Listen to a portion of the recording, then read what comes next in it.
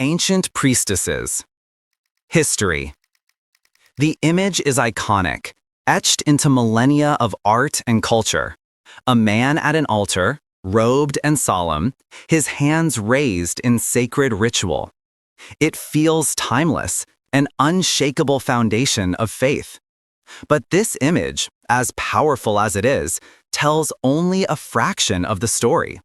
For much of human history, the most sacred spaces were not only open to women, they were commanded by them.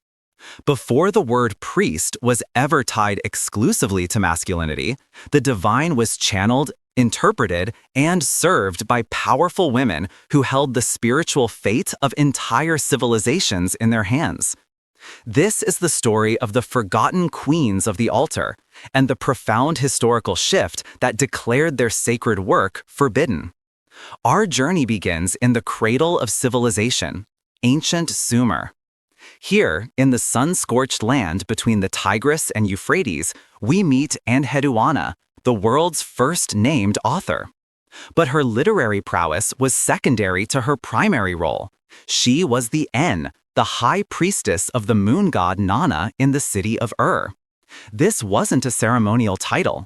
Enheduanna was a political heavyweight, a theologian, and the spiritual anchor of the Akkadian Empire, appointed by her father, King Sargon the Great, to unite his Sumerian and Akkadian subjects under a shared faith. She controlled the temple's vast wealth, directed its elaborate rituals, and composed hymns that would be recited for centuries. She was a conduit to the divine, a figure of immense power whose authority was unquestioned. She was not an exception, she was an example of a system where women held the highest religious offices. Travel west to ancient Egypt, and the story continues. While the pharaoh was the chief priest of the entire kingdom, the day-to-day spiritual life of the gods was managed by a complex and respected priesthood, which included many women. The most prestigious female religious title was the god's wife of Amun, a position that, by the New Kingdom, wielded enormous political and economic power, rivaling that of the pharaoh himself. These women were not mere assistants. They were seen as the divine consorts of the god, performing crucial rituals to ensure the stability of the cosmos.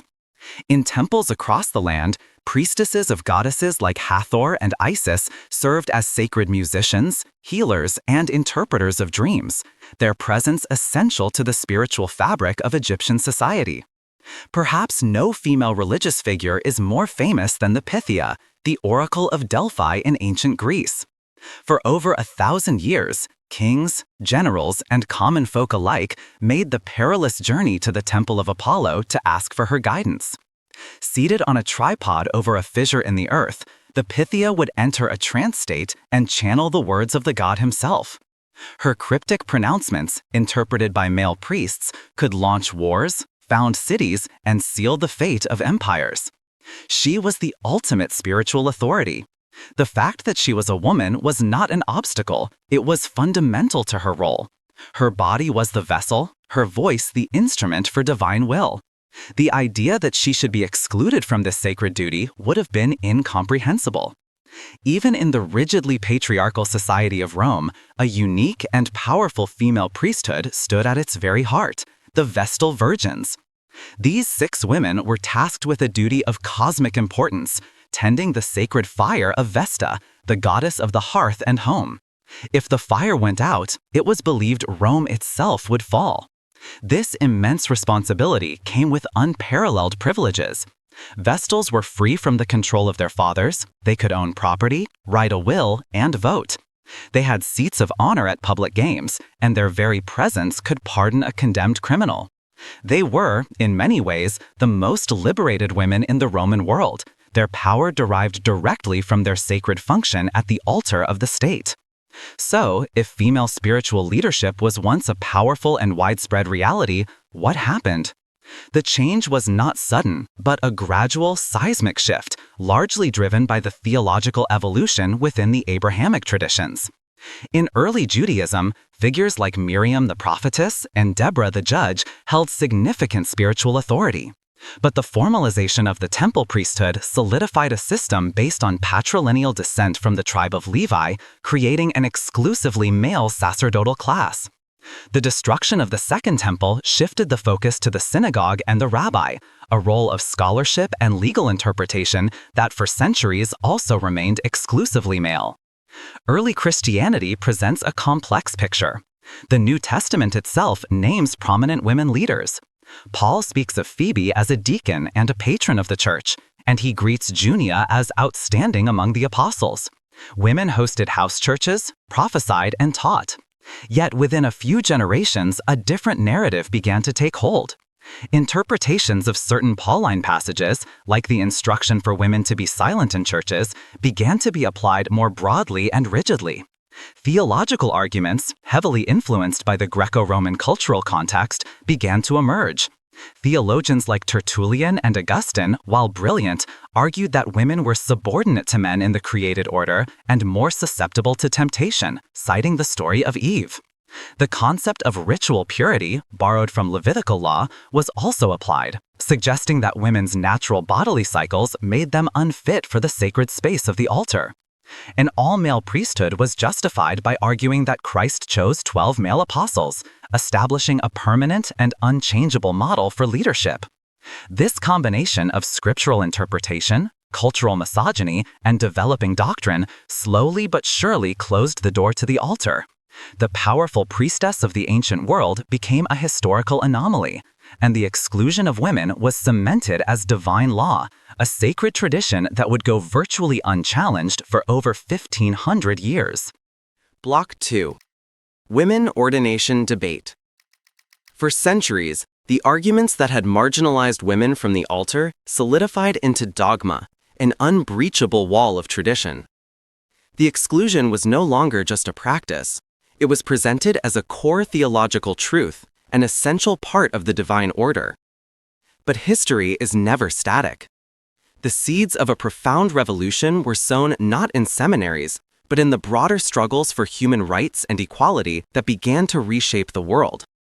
The same currents that fueled the fight for abolition, suffrage, and civil rights eventually flowed into the ancient, quiet halls of religion, asking a question that was both simple and seismic.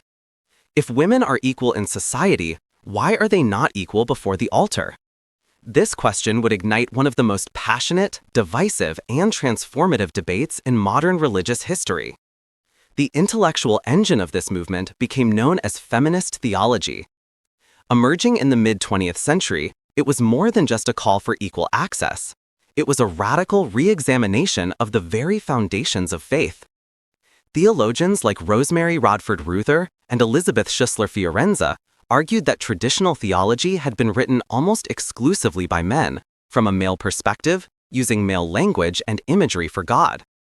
They questioned the patriarchal assumptions embedded in scripture, tradition, and liturgy. Was God truly only a father, a king, a lord? Or were these metaphors limiting our understanding of the divine? They reread biblical stories through the eyes of forgotten women like Hagar, Tamar, and Mary Magdalene, uncovering narratives of survival, strength, and faith that had been buried under centuries of male interpretation. This wasn't about simply replacing a male priest with a female one. It was about transforming the entire understanding of God, community, and power. This theological earthquake sent tremors through nearly every Christian denomination. In the Protestant world, where the priesthood of all believers was a foundational concept, the barriers began to fall first, but not without a fight. The first woman was ordained in the Congregational Church in 1853, but it remained a rare exception for a century. The real battles were fought in the 1960s and 70s. One of the most dramatic moments came in 1974 with the Philadelphia 11. Frustrated by the Episcopal Church's refusal to approve women's ordination, 11 women were irregularly ordained as priests by 3 retired bishops in an act of ecclesiastical civil disobedience. The event caused a massive uproar, dividing the church. The ordinations were declared invalid, but the tide had turned. 2 years later, the Episcopal Church officially approved the ordination of women, a landmark decision that sent ripples throughout the global Anglican Communion. The Anglican Communion itself became a microcosm of the global debate. While churches in the United States, Canada, and New Zealand moved towards full inclusion, ordaining the first female bishop, Barbara Harris, in 1989, many provinces in the global South resisted fiercely. They argued that this was a departure from biblical truth and a concession to Western secularism, creating a deep and painful schism that persists to this day. Within the Roman Catholic Church, the wall of tradition has held firm. In 1994, Pope John Paul II issued the Apostolic Letter, declaring that the Church has no authority whatsoever to confer priestly ordination on women, and that this judgment is to be definitively held by all the faithful. The reasoning rests on three pillars: the example of Christ choosing only male apostles, the constant tradition of the Church, and the teaching authority of the magisterium. The priest, it is argued, acts in the person of Christ the head, and since Christ was incarnated as a man, the priest must also be male. Despite this official stance, the debate rages on. Organizations like the Women's Ordination Conference continue to advocate for change, and a robust theological conversation continues around the possibility of ordaining women to the diaconate, a role that existed in the early church. This struggle was not confined to Christianity. Within Judaism, the conversation evolved along the lines of its major movements. Rabbi Sally Prysand made history in 1972 when she was ordained by the Reform movement, becoming the first female rabbi in America. The conservative movement followed in 1985 after a long and contentious debate. The most intense struggle, however, has been within Orthodox Judaism.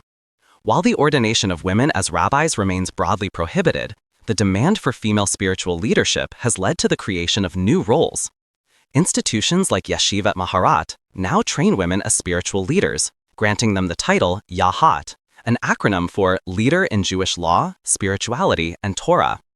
They perform many rabbinic functions, though the exact nature of their role is still a subject of fierce debate, representing a creative and evolving response to a modern need within an ancient tradition. Even in Buddhism, a tradition founded by a man who explicitly agreed to the creation of an order of nuns, Nakinis, the path has been fraught. The original lineage of fully ordained nuns started at the request of the Buddha's own aunt, died out in the Theravada tradition of Southeast Asia over 1,000 years ago. For centuries, women could only be novices. But in recent decades, a powerful international movement has worked to revive the full Bhikshuni ordination, often by drawing on the surviving lineage from Mahayana traditions in Taiwan and Korea. This has been met with significant resistance from conservative monastic hierarchies, but it has also led to the establishment of new, vibrant communities of fully ordained women, reclaiming a spiritual heritage that was almost lost to history. Religious gender rules. Future. Breaking the stained glass ceiling is not the end of the story. It's the beginning of a new one, filled with as much promise as it is with peril. The arrival of women at the altar, in the pulpit, and at the head of the congregation has done more than just change the face of leadership. It has fundamentally altered the language, priorities, and very soul of the communities they serve. This transformation has been a source of profound renewal for some and a catalyst for painful division for others.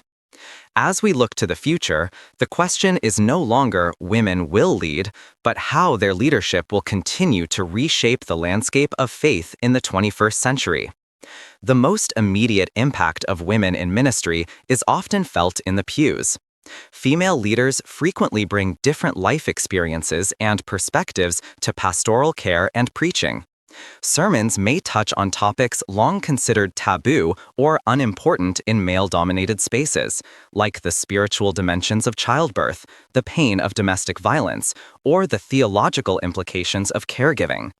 The leadership style itself often changes, with many women clergy fostering more collaborative, less hierarchical models of community. This can make religious institutions feel more approachable, inclusive, and relevant to the lived realities of their members, particularly other women who may have felt unseen or unheard by a patriarchal structure. Theologically, the impact is even more profound.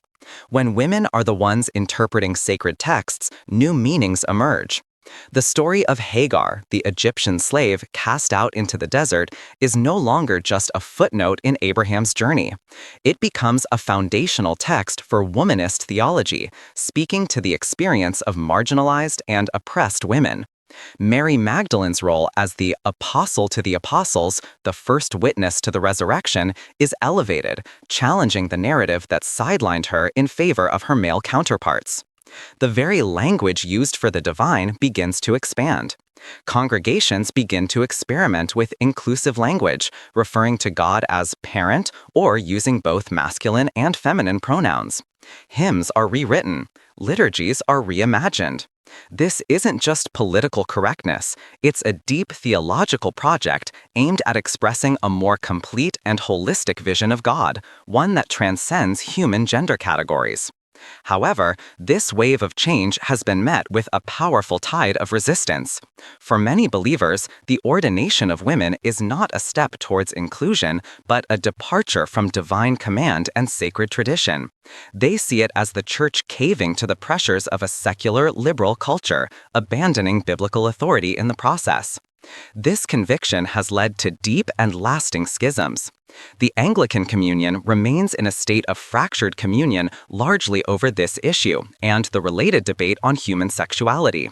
Denominations have split, with conservative factions breaking away to form new bodies, such as the Anglican Church in North America, that explicitly forbid the ordination of women to the priesthood and episcopate. Individual congregations have been torn apart, with members leaving churches their families attended for generations, all over this fundamental disagreement on who is authorized to stand at the altar. The controversy is a stark reminder that religion is not a monolith. Within the same faith, and sometimes within the same family, believers can hold diametrically opposed views, both of which they feel are deeply rooted in sincere faith and devotion. The altar becomes a symbolic battleground for competing visions of tradition, authority, and the future of faith itself. So, what does the future hold? The trend towards greater inclusion seems irreversible in many parts of the world.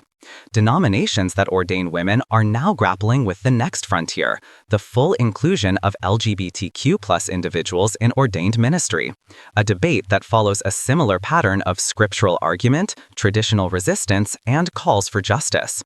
In traditions that have remained resistant, like Roman Catholicism and Eastern Orthodoxy, the conversation, while not at the level of official policy, is more alive and urgent than ever before, driven by a shrinking priesthood and a laity that is increasingly educated and egalitarian.